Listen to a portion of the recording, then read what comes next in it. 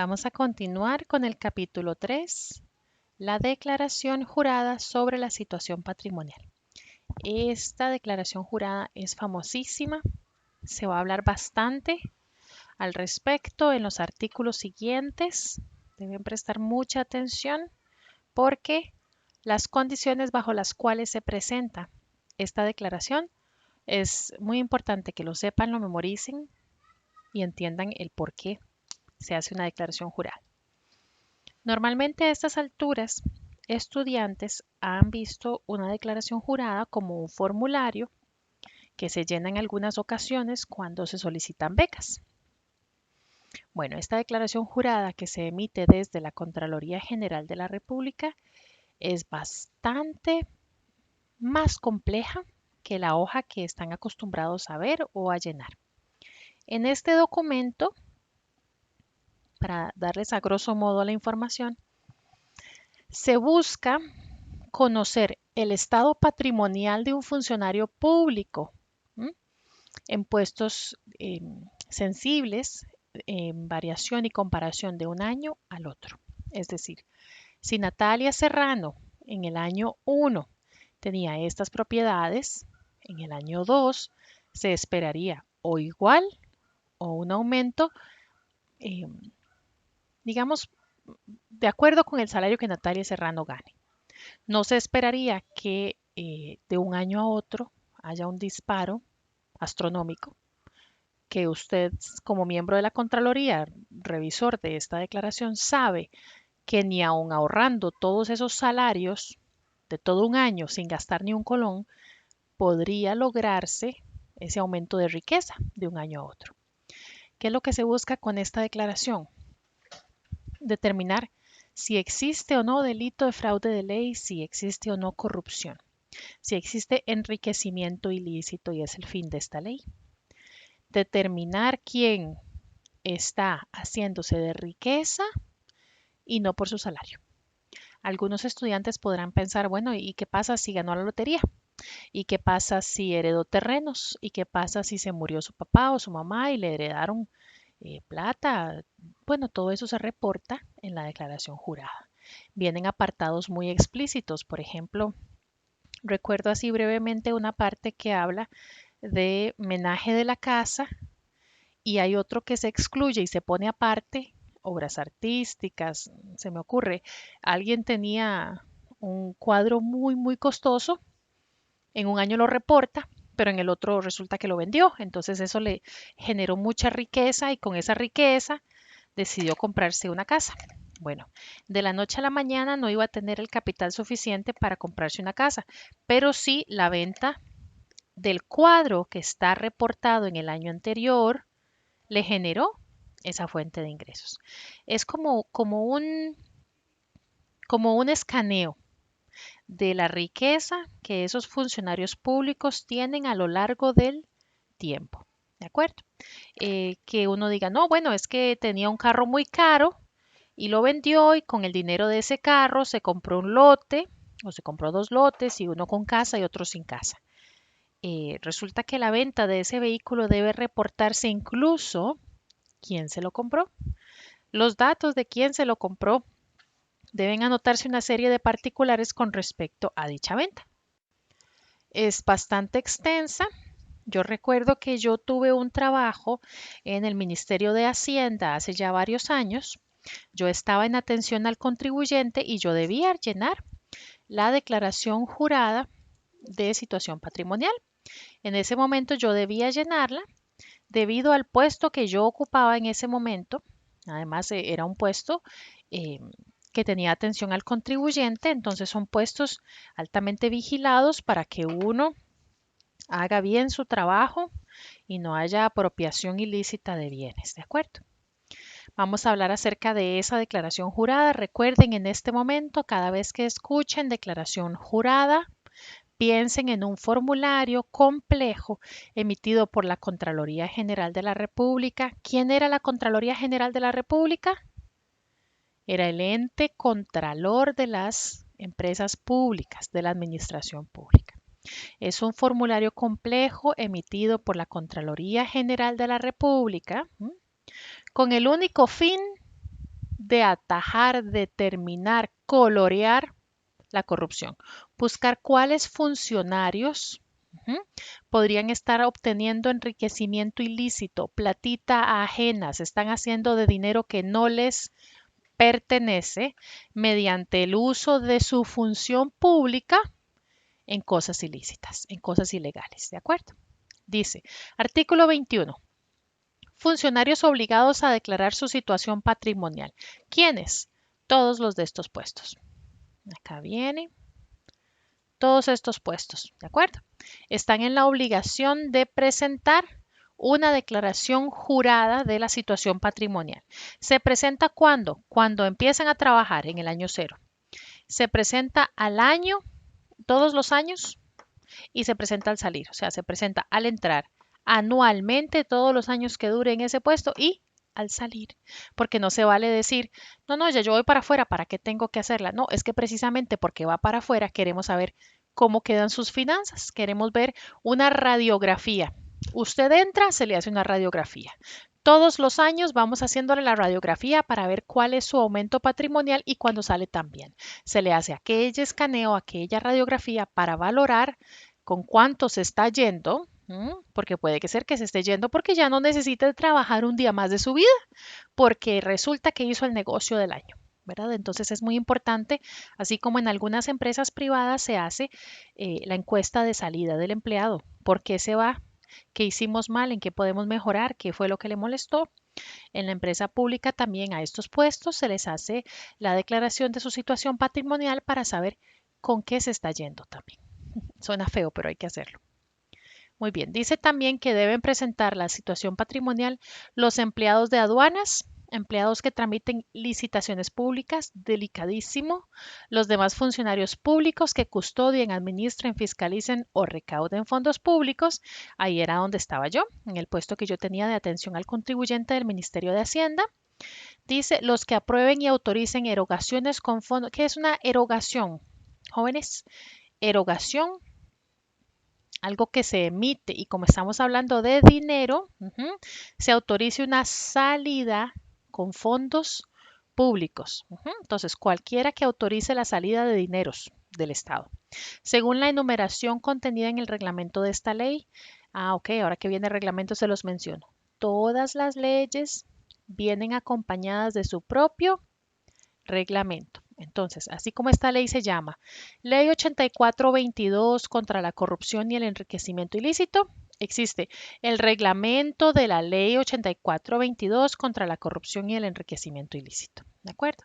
Es donde se amplía, se regula, se interpreta, siempre acompaña un reglamento a cada ley. Y dice que viene una enumeración contenida en ese reglamento que nos va a dejar más claro este artículo. Dice, también podrá incluir a empleados de sujetos de derecho privado. Dice también en el sujeto de derecho privado que administren, custodien o sean concesionarios de fondos, bienes y servicios públicos, quienes en lo conducente estarán sometidos a las disposiciones de la presente ley. Entonces, no solo los funcionarios públicos de estos puestos, sino también aquellos que trabajen privado, pero administren, custodien o sean concesionarios de fondos y bienes públicos. ¿Quiénes también? Dice, el Contralor y el Subcontralor Generales de la República enviarán copia fiel de sus declaraciones a la Asamblea Legislativa. ¿Por qué todos a la Contraloría? Si todos los funcionarios envían a la Contraloría de la República esa declaración de bien patrimonial, entonces, ¿a quién la envía el Contralor y el Subcontralor? Recapitulo. Todos esos funcionarios que están aquí arriba tienen que hacer esa declaración y enviarla a la Contraloría General de la República. Okay. Ellos la envían a la Contraloría. ¿Y la gente de la Contraloría a dónde la envía? ¿Cómo hacen el Contralor y el Subcontralor? Ellos son las máximas autoridades de allá, la Contraloría General de la República. Estaría un poco contradictorio que ellos se envíen sus propias declaraciones de bienes a ellos mismos, ¿verdad? Ellos son la cabeza de la Contraloría. Entonces ellos lo que hacen es enviarla ¿a dónde? a la Asamblea Legislativa y dice, la cual respecto de estos funcionarios gozará de las mismas facultades que esta ley asigna a la Contraloría General de la República con relación a los demás servidores públicos. Entonces, la Contraloría revisa a toda esta gente, ¿ok? Y la Asamblea revisa a los jefes de la Contraloría. ¿Queda claro? Artículo 22. La presentación. Aquí está lo que les comento. Se hace una declaración inicial, una anual y una final. Cuando entra cada uno de los años que trabaje y cuando salga. La declaración inicial deberá presentarse dentro de los 30 días hábiles siguientes a la fecha de nombramiento o la de declaración oficial de la elección por parte del Tribunal Supremo de Elecciones. Recuerden que algunos de estos puestos son de elección popular. Aquí hay alcaldes, el señor presidente de la República, algunos son de elección popular. Entonces, una vez que el Tribunal Supremo de Elecciones dé la declaración oficial de la elección, tenemos 30 días para presentar la declaración de bienes patrimoniales. Ok, aquí nos agrega cuando se trate de cargos de elección popular. Para efectos de actualización, también deberá presentarse cada año dentro de los primeros 15 días hábiles de mayo. ¿Okay? 15 días hábiles, no naturales. Ojo con esa, porque esa es una muy linda pregunta de examen. Las declaraciones se presentan cada año dentro de los primeros 15 días hábiles. ¿Qué significa día hábil y qué es día natural? ¿Cuál es la diferencia entre un día hábil y un día natural? Los días naturales son todos de lunes a domingo, feriados, fiestas, días de trabajar, weekends, weekdays, todos. Pero los días hábiles son de lunes a viernes. ¿De acuerdo? Entonces, no es lo mismo 15 días hábiles que vienen siendo de lunes a viernes, llevamos 5. La otra semana, de lunes a viernes, volvemos a llevar 5. Mientras que naturales, para ese viernes ya estaríamos llevando 12. ¿De acuerdo? Dice, una declaración en la cual se hagan constar los cambios y las variaciones con relación a la situación patrimonial declarada. Por último, dentro del plazo de los 30 días hábiles inmediatos al cese de funciones, los funcionarios públicos deberán presentar una declaración jurada final, en la cual se reflejen los cambios y las variaciones en la situación patrimonial. Lo anterior según las disposiciones reglamentarias que se dicten al efecto de conformidad con esta ley. Recuerden, a la hora de salir hay que hacerle una radiografía también. ¿Se va y con cuánto se va? ¿Cuánto se está llevando? Vamos a ir leyendo la 23. Declaración jurada por orden singular.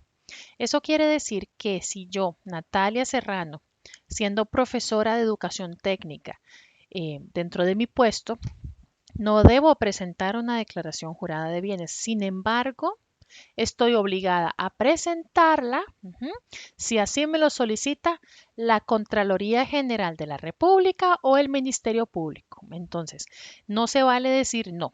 Dentro de mi puesto, yo no debo presentar una declaración porque eso no dice la ley. Bueno, tuvieron que hacer un artículo, el artículo 23, donde dice sí. Si se la piden, la tiene que hacer. Ahora, la Contraloría la puede pedir a quien quiera cuando sea. ¿Y el Ministerio Público quién es? ¿Quién es el Ministerio Público? ¿Hay algún caso pendiente, un archivo, algún expediente? Se ha abierto que tienen que hacerle una investigación a dicho funcionario público. Por eso el Ministerio Público viene a investigar. Cuando piensen en Ministerio Público, imagínense ya el Poder Judicial, la policía involucrada. ¿De acuerdo? Ese es el Ministerio Público. ¿Okay? Dice que lo puede pedir a través del fiscal general en cualquier momento. Puede exigirlo por orden singular, es decir, es con usted a todo funcionario público que administre o custodie fondos públicos que presente declaración jurada de su situación patrimonial. Okay. Luego dice, en tal caso, a partir de ese momento, el funcionario rendirá sus declaraciones inicial, anual y final bajo los mismos plazos, términos y sanciones previstos en esta ley. El artículo 24, vamos a ver cuánto tiempo llevamos en este video. Bueno, vamos bien. Dice, la confidencialidad de las declaraciones. Todo documento que usted cree es confidencial, ¿de acuerdo? Y dice que cualquier ciudadano puede consultarlo. Sí, lo que puede consultar es si usted la presentó, si aquel funcionario la presentó, no qué es lo que dice. ¿De acuerdo? Entonces, si yo quiero saber acerca del señor auditor o señora auditora de la Contraloría General de la República, presentó la declaración, lo que se me va a contestar es un sí o un no. Jamás se me va a revelar los contenidos de las declaraciones. Eso es confidencial. ¿Quiénes son los únicos que lo pueden ver? La Contraloría General de la República y la del Contralor y el Subcontralor lo ven la Asamblea Legislativa. Okay. Artículo 25. Registro de esas declaraciones juradas. Y dice que lo hace la Contraloría General de la República. Ellos establecen un registro de declaraciones juradas y envían los formularios. Ellos hacen la declaración y la Contraloría los recibe y los custodia. Pasados 4 años desde la fecha en que el servidor público haya cesado en el cargo que dio origen al deber de declarar, dice, pasan al Archivo Nacional. 4 años duran en la Contraloría y después se van al Archivo Nacional. Y esto es importante, dice, 4 años que haya cesado el puesto. Es decir, si esa persona tiene 20 años en el puesto, pues ahí están todavía en la Contraloría. Es 4 años a partir de la fecha en la que el servidor público dejó el cargo. ¿De acuerdo? En el Archivo Nacional es importantísimo. Ellos siguen guardando la confidencialidad. Artículo 26. Condiciones de los sujetos obligados a presentar declaración de bienes. Se encuentran obligados a declarar su situación patrimonial funcionarios públicos nombrados en propiedad que ocupen los puestos o realicen las funciones correspondientes a los cargos que se detallan en esta ley y ya lo vimos, ¿verdad? Asimismo, quedan comprendidos los funcionarios con nombramientos interinos, a plazo fijo o con recargo o asignación de funciones mediante resolución expresa. Esto es para que no se diga con plazo mayor o igual a 6 meses. Esto es para que no se diga, yo soy interina en este puesto y a mí no me corresponde, ¿no? Y tuvieron que hacer un artículo que dice que propietarios de todo aquel artículo que vimos arriba o también los interinos. ¿Cuál es la diferencia entre un propietario y un interino? El propietario tiene contrato indefinido, salvo que cometa un error, fraude, renuncie o sea despedido con o sin responsabilidad patronal. Ahí está, es un contrato indefinido como los de las empresas privadas. Mientras que un interino se le da su contrato y se le dice hasta cuándo. Una vez que cumpla el plazo, depende de varias condiciones, su prórroga, ¿verdad? Su continuación en ese puesto. De lo contrario, llega hasta ahí. Artículo 27. Modificación de la descripción del puesto o de la nomenclatura administrativa. ¿Qué significa nomenclatura? Números. ¿Okay? Normalmente los puestos tienen un código. Entonces, si el puesto es asistente de dirección, dentro del sistema tiene una numeración que corresponde a ese puesto, ¿de acuerdo? Entonces, a la hora de cambiar, se puede cambiar la descripción del puesto o se puede cambiar la nomenclatura.